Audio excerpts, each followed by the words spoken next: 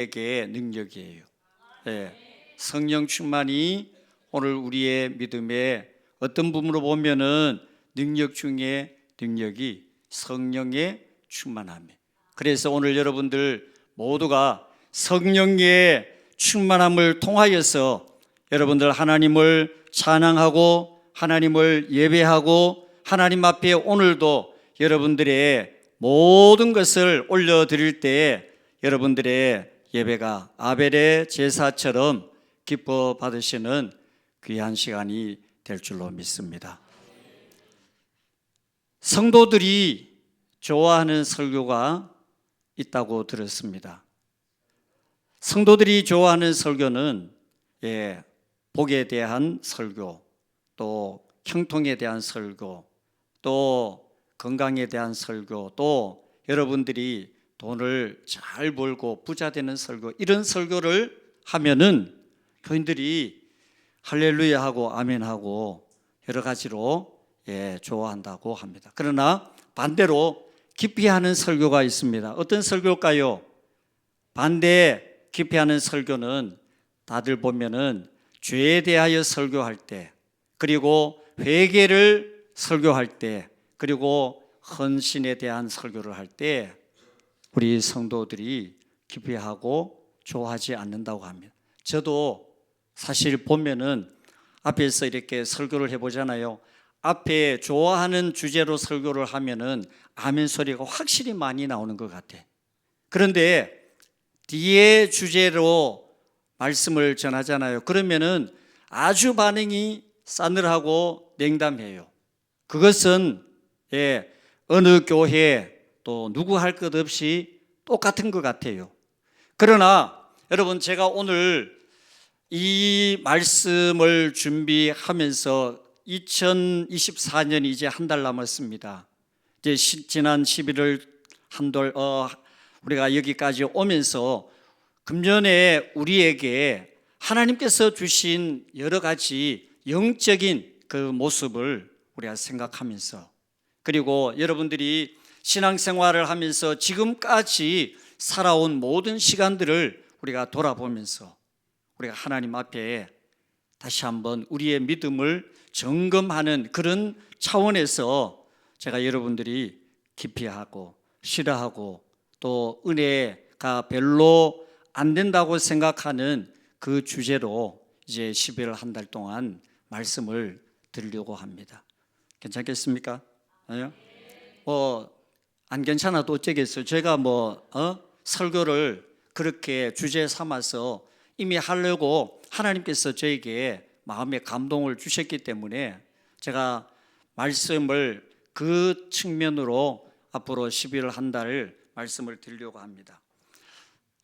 이 세상에는 저부터 역시 여러분들 또 누구든지 완벽하고 완전하고 흠없는 사람이 아무도 없습니다.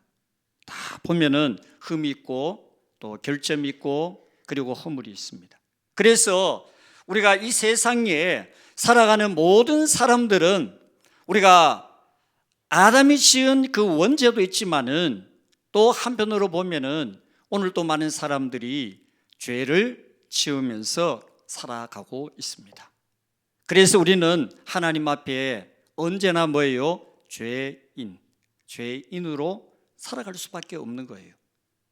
자, 그런데 문제는 뭐냐 하면은 우리가 이렇게 죄를 범하고 살아가는데 그 죄를 어떻게 처리하느냐, 그 죄 문제를 어떻게 하느냐가 중요해요. 그래서 죄를 보면은 어떻게 모든 사람들이 그냥 죄를 범합니다. 그리고 죄가 죄를 범합니다. 그리고 또 모르고 때로는 알고 그리고 반복하고 그리고 알면서도 또 똑같이 그 죄의 자리를 이루게 됩니다. 그리고 죄 가운데 변명을 합니다. 자기 죄를 정당화하고 그리고 책임을 전가해요.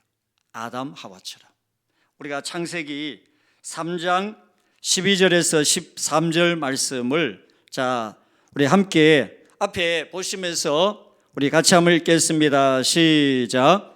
아담이 이르되 하나님이 주셔서 나와 함께 있게 하신 여자 그가 그 나무 열매를 내게 주므로 내가 먹었나이다. 여호와 하나님이 여자에게 이르시되 네가 어찌하여 이렇게 하였느냐.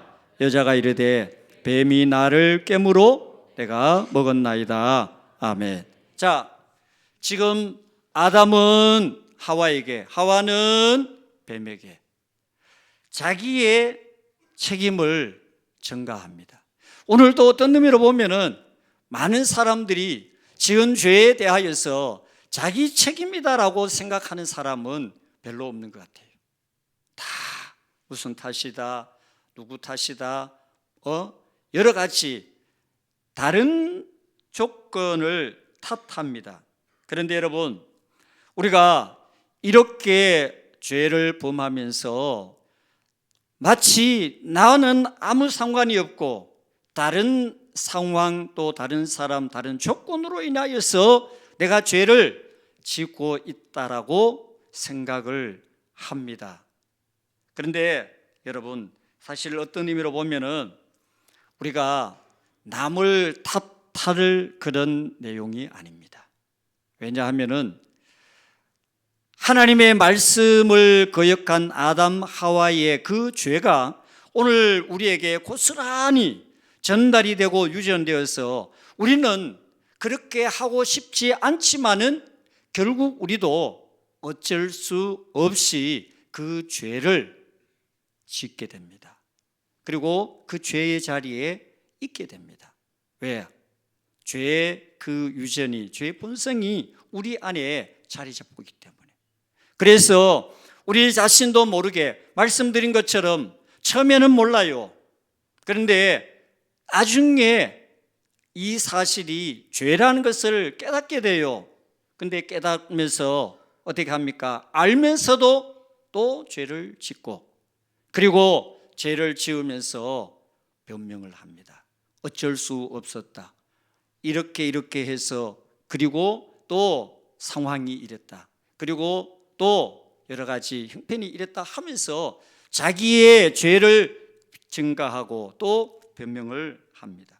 그런데 여러분, 아무리 내 탓이 아니고 다른 사람의 탓이다라고 그렇게 말을 해도 그것은 결국 뭐예요? 내 죄지 다른 사람의 죄가 아니에요. 오늘 현대인들의 특징을 가만히 보면은 무엇이냐 하면은 죄에 대하여서 심각성이 없어요. 왜냐하면은 과거에 오늘날 큰 사건, 사람을 이렇게 살인하고 그런 어떤 부분들이 전에 같으면은 신문에 큰 대문짝만하게 그 사건을 다루고 그리고 그 기사를 신문에 보도를 했습니다. 그런데 지금 여러분, 그런 사건을 보도하기는 합니다. 그러나 이제 그런 사건을 들어도 사람들의 마음이 어떠냐면은 이제 그다지 별로 어떤 마음에 충격이 없어요. 아, 그런 사건이 있었구나, 또 그런 사실이 있었구나 라고 정도로 생각을 하지 그 사건에 대하여서 심각하게 받아들이지를 않는 거예요. 왜 그러냐? 그만큼 우리의 마음이 어떻게 됐습니까? 죄로 마음이 묻어졌다는 거예요. 죄가 이제 우리의 어떤 마음 생각을 이렇게 무디게 만들어 버리고 말았습니다. 자, 여러분, 이것은 결국 죄의 본성이 오늘 우리 사람의 마음을 그리고 생각을 지배를 하다 보니까 결국에는 이런 모습의 결과를 가져오게 되었습니다. 오늘 본문 말씀은 다윗이 시편 말씀 가운데 참회의 시, 회개의 시라고 하는 그 시를 지었는데 그 가운데 제목에 있는 것처럼 밧세바와 관련된 그런 내용으로 지은 시가 6편이 있습니다. 그 6편 가운데 오늘 본문 말씀과 그리고 32편의 말씀이 가장 그 중심 배경이 되는 내용으로 기록한 말씀이 바로 이 말씀입니다. 그래서 이 말씀 가운데 다윗은 자신의 그 죄를 소상하게 고백을 합니다. 근데 여러분, 회개라는 것이 뭐예요? 여러분 뭐 다 아시잖아요. 회개. 우리가 잘못을 또 이렇게 하면은 그걸 가지고 와서 하나님 앞에 잘못했습니다, 고백하는 정도를 회개로 생각합니다. 그런데 진정한 의미의 회개는 고백이 아닙니다. 여러분들이 어떤 잘못을 했다고 했을 때 그 잘못을 뉘우치는 것도 회개가 아닙니다. 깨닫는다, 그것도 회개가 아닙니다. 진정한 의미의 회개라는 것은 뭐냐? 여러분들이 그 어떤 잘못에 대하여 구체적으로 하나님 앞에 고백을 해야 되는데, 그 고백이 무엇을 동반해야 되느냐? 정직함과 진실함을 동반한 회개가 진정한 의미로 하나님 받으시는 회개요. 그리고 그 회개를 통하여서 하나님이 고백하는 그 회개를 받으시는 것을 보게 됩니다. 잠언 30장 8절 말씀에 이렇게 고백을 했습니다. 허탄과 거짓말을 내게서 멀리 하옵시며 라고 고백을 했어요. 이 말씀은 아굴이라는 사람이 하나님 앞에 기도를 하기를 이렇게 기도했습니다. 여러분들, 오늘 저와 여러분들이 하나님 앞에 회개라는 그 사실을 통해서 우리가 죄를 지었을 때, 그리고 우리가 잘못했을 때 그 잘못 또 죄를 고백할 때 어떤 모습으로 해야만이 진정한 회개가 될까요? 말씀드린 것처럼 가장 중요한 것은 하나님 앞에 정직함이 있는, 진실함이 있는 고백, 그리고 행위의 고침과, 그리고 우리 모두 다시 한번 방향을 돌리는 것이 진정한 의미의 고백의 죄입니다. 그래서 다윗은 하나님 앞에 오늘 읽은 말씀처럼 정직하게 자기의 그 죄를 소상하게 내려놓고 고백합니다. 오늘 3절 말씀에 있는 대로 무릇 나는 내 죄가를 아오니 내 죄가 항상 내 앞에 있나이다 라고 고백을 했습니다. 사람들의 심리가 어떠냐 하면요, 다른 사람의 죄는 너무나 잘 찾고 발견하는데 자기의 죄를 발견하지를 못해요. 그리고 자기의 죄는 할 수만 있으면은 어떻게 하느냐? 감추려고 합니다. 그게 사람의 본성이에요. 여러분, 아담 하와가 잘못을 하고 어떻게 했습니까? 범죄하고 난 다음에 숨었다는 거예요. 그 숨은 행위가 뭐예요? 오늘 저와 여러분들이 죄를 짓고 난 다음에 하나님 앞에 솔직하게 내려놓고 고백하고, 그리고 그 죄에 대하여서 우리가 진심으로 하나님께 우리의 죄를 회개하는 그 회개가 없다라는 이야기입니다. 그래서 다윗이 말씀드린 것처럼 32편 말씀에 하나님 앞에 이렇게 회개합니다. 자, 32편 우리 3절 4절 말씀, 자 앞에 보시면서 우리 같이 한번 읽겠습니다. 다 같이요. 시작. 내가 입을 열지 아니할 때에 종일 신음함으로 내 뼈가 쇠하였도다. 주의 손이 주야로 나를 누르시오니 내 진액이 빠져서 여름 가뭄에 마름같이 되었나이다. 아멘. 자, 이 말씀에 보면은 고백하지 않을 때, 입을 열지 않을 때 어떻게 했느냐? 종일 신음을 했다는 거예요. 그 고통이, 죄를 회개하지 않을 때 찾아오는 그 심정, 그리고 그 어떤 누르는 압박, 그리고 무게가 지금 다윗의 마음을 너무너무 힘들게 했다는 거예요. 심지어 내가 고백하지 않을 때 하나님 앞에 죄를 회개하지 않을 때 심지어 내 뼈가 쇠하였다. 다시 말하면은 우리 연세 드신 분들 여러 가지 허리, 무릎 또 등등에 많이 뼈골이 쑤시다는 그런 표현을 하잖아요. 다윗이 하나님 앞에 회개하지 않고 고백하지 않을 때 마치 그 뼈골이 쑤시는 듯한 그 고통이 다윗에게 있었다고 이야기를 합니다. 여러분, 오늘 저와 여러분들은 다르겠습니까? 저와 여러분들은 회개하지 않을 때 여러분들의 마음이 이런 고통이 있지 않다고 해서 그것이 정상적인 그런 믿음의 모습일까요?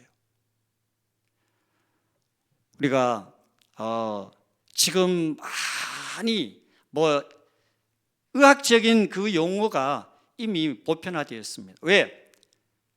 TV에서 또 여러분들이 가지고 있는 핸드폰을 통해 가지고 그 건강에 대한 정보를 너무 많이 지금 현재 듣고 알고 있습니다. 그 가운데 한 가지 스트레스라는, 사실 우리가 어릴 때도 또 아니면은 이런 정보를 접하기 전에 그때도 물론 스트레스라는 이 단어도 있었고 그런 현상도 있었습니다.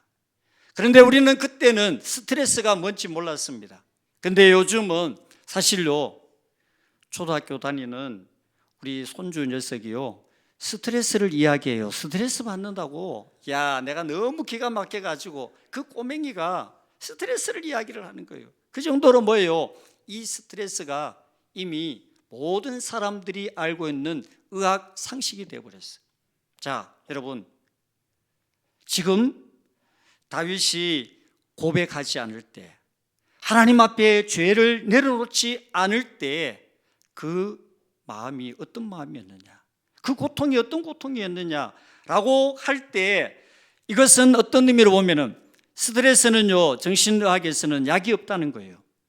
그건 심리치료를 통해서 가능하다는 겁니다. 여러분, 오늘 이 다윗이 육체적으로 고통이 있는 것이 아니에요. 정신적으로, 영적으로, 마음에 고통이 마치 표현을 하자면은 뼈골이 쑤시듯, 그리고 하나님 앞에 회개하지 않을 때 찾아오는 이 고통이 지금 현재 표현한 이 말씀을 들어서 이야기를 하고 있습니다.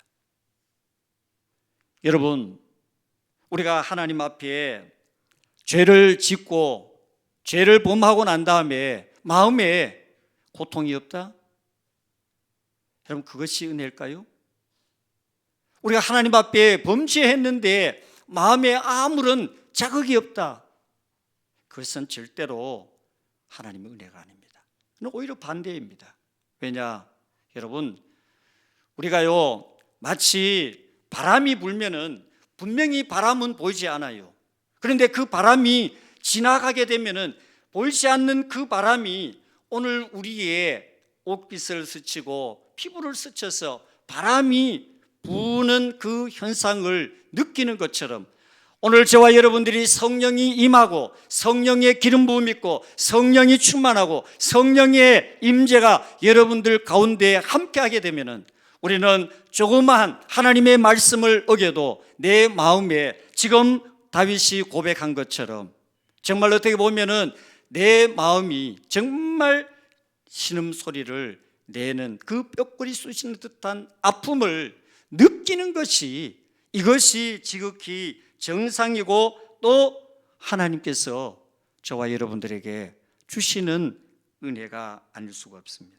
그래서 오늘 여기에 32편 4절 말씀에 주의 손이 주야로 나를 누르시오니 내 진액이 빠져서 여름 가뭄에 마름같이 되었나이다 라고 이야기를 합니다. 여러분, 육체적 고통, 또 어떤 의미로 보면은 눈에 보이는 그런 고통이 있다라는 그 정도가 아니라 지금 현재 다윗은 하나님 앞에 회개하지 않을 때 찾아오는 그 엄청난 고통이 지금 현재 다윗의 그 마음을 마치 그 어떤 큰 돌덩어리를 그 어깨에 짊어지운 것처럼 무거운 고통을 느끼고 있다는 거예요. 다윗이 바세바와의 그 전쟁에서 그 범죄에서 어느 날 나단 선지자가 찾아와서 나단 다윗에게 이렇게 이야기합니다. 비유를 들어요. 부잣집에, 양이 많은 부잣집에 사람이 가난한 집에 정말 한 마리밖에 없는 그 양을 빼앗아 가지고 잔치를 했다는 겁니다. 그러니까 다윗이 화를 내면서 그놈이 어떤 놈이냐, 그러니까 선지자 나단이 바로 당신이 그런 사람입니다. 그러니까 다윗이 어떻게 합니까? 바로 그 자리에서 무릎을 꿇어요. 그리고 고백을 해요. 사무엘하 12장 13절 말씀에 다윗이 나단에게 이르되 내가 여호와께 죄를 범하였노라 라고 그렇게 고백합니다. 여러분, 하나님의 은혜가 무엇입니까? 여러분들이 생각하는 하나님의 복이 무엇입니까? 제가 여러분들에게 드리고 싶은 말씀은 눈에 보이는 것도 하나님의 은혜가 되고 또 복이 될 수는 있습니다. 그러나 하나님께서 우리에게 진정으로 주시는 은혜, 복이라면은 바로 하나님께서 우리에게 주신 기회입니다. 왜냐? 여러분, 회개는요, 기회를 지나고 나면은요, 다시 돌아오지 않아요. 여러분, 우리가 2024년이라는 그 시간이 벌써 어떻게 해요? 오늘 마지막 달 첫날 12월 1일입니다. 지난 날 다시 오지 않습니다. 그런 것처럼 하나님께서 오늘 저와 여러분들에게 주신 이 회개의 기회를 놓치고 나면은 다시는 우리에게 돌아오지 않는다는 거예요. 성경 말씀에 보면은 회개할 수 있는 기회를 놓친 사람들이 많이 나옵니다. 그 가운데 가장 대표적으로 한 사람을 든다면은 예수님의 제자 가룟 유다입니다. 가룟 유다는 회개할 수 있는 기회도 있었고 시간도 있었습니다. 그러나 하나님 앞에 회개하지 않음으로 말미암아서 제자라는 부름받은 그 놀라운 특권을, 그리고 은혜를, 복을 그는 불행한 죽음으로 인생을 마무리했습니다. 사랑하는 여러분, 회개는 오늘 저와 여러분들에게 하나님께서 능력을 주시는 통로요, 은혜를 주시는 통로요, 여러분들 모두가 다시 한번 하나님으로부터 하나님의 그 큰 역사를 경험하게 하는 가장 중요한 통로 중에 통로, 은혜 중에 은혜가 됩니다. 왜냐? 기독교는요, 사실 회개를 빼고 나면은 다른 이야기를 가지고 기독교를 설명할 수가 없어요. 그래서 우리가 성경적으로 보면은 제일 첫 번째 우리가 한 번 회개를 해야 돼요. 그건 뭐냐? 중생을 위한 회개. 즉 예수님을 영접하기 위하여서, 예수님을 영접하기 위하여서는 어떻게 됩니까? 내 죄를, 나는 죄인입니다. 다 배웠잖아요. 나는 죄인입니다. 예수님이 구주입니다. 예수님만이 우리를 구원할 분이십니다 라고 고백하잖아요. 그게 뭐예요? 회개입니다. 두 번째는 오늘 예수 믿는 성도들이 믿음 생활을 하지만 말씀을 드린 것처럼 누구나 다 뭐예요? 범죄합니다. 죄를 짓습니다. 살아가면서 짓는 그 죄를 하나님 앞에 고백하는, 우리의 성결을 위하여서 회개하는 그런 기도가 필요합니다.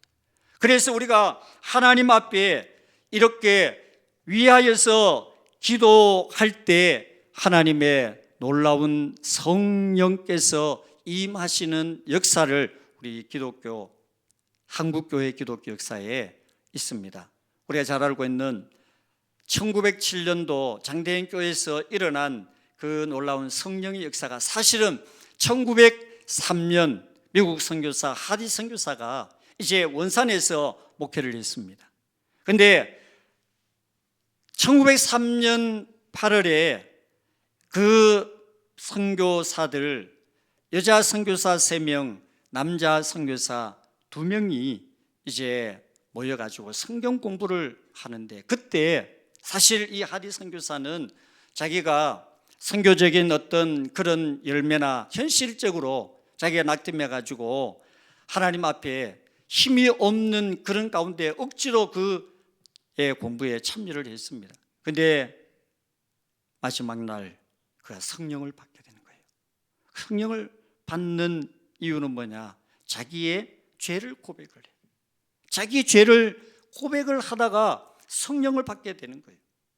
이 역사가, 이 출발이 한국 교회에 전체적으로 놀라운 성령의 바람을 일으키고 회개의 역사가 일어나고 부흥의 역사가 일어난 출발점이 사실은 1903년 하디 선교사를 통해 가지고 이어진 1907년 장대인 교회에 우리가 잘 아는 길선주 목사님의 그런 역사로 계속 이어지게 된 거예요. 자, 여러분 보십시오. 무엇을 의미하느냐? 회개는 오늘 저와 여러분들에게 하나님께서 더 큰 은혜와 능력과 역사를 부어주는 가장 중요한 출발점이자 통로가 회개라는 거예요. 이 회개가 오늘 저와 여러분들에게 정말 지금 현재 다윗이 하나님 앞에 온전한 마음으로 회개할 때 하나님께서 다시금, 여러분, 어떤 의미로 보면은 하나님께서 주시는 은혜를 놓칠, 그리고 다시는 하나님으로부터 은혜를 받지 못할 그 상황 속에서 다윗은 회개를 통하여서 하나님을 만나게 됩니다. 오늘 저와 여러분들 다시 한번 우리가 하나님의 말씀을 들을 때, 여러분, 말씀이 여러분들 가운데 부딪힐 때 하나님께서 나에게 주시는 회개에 쌓인 회개의 기회로 여러분들이 보시고 그 기회를 마지막 기회로 하시고 여러분 그 기회를 잘 선용하여 하나님 앞에 다윗처럼 떳떳하게 하나님께로 나아가는 여러분 되시기를 주님의 이름으로 축복합니다. 마지막으로 시편 7편 12절 말씀을 우리 같이 이 말씀을 읽고 자 오늘 말씀을 마치겠습니다. 다 같이요. 시작. 사람이 회개하지 아니하면 그가 그의 칼을 가시며 그의 활을 이미 당기어 예비하셨도다. 아멘. 회개가 하나님의 능력입니다. 회개를 오늘 저와 여러분들 지금까지 우리의 모든 신앙을 주님 앞에 고스란히 내려놓고 우리의 허물과 죄를 고백하고 다시 한번 하나님으로부터 주시는 은혜를 여러분들 모두가 받게 되는 역사가 주님의 이름으로 함께 하시기를 축복합니다. 하나님 아버지,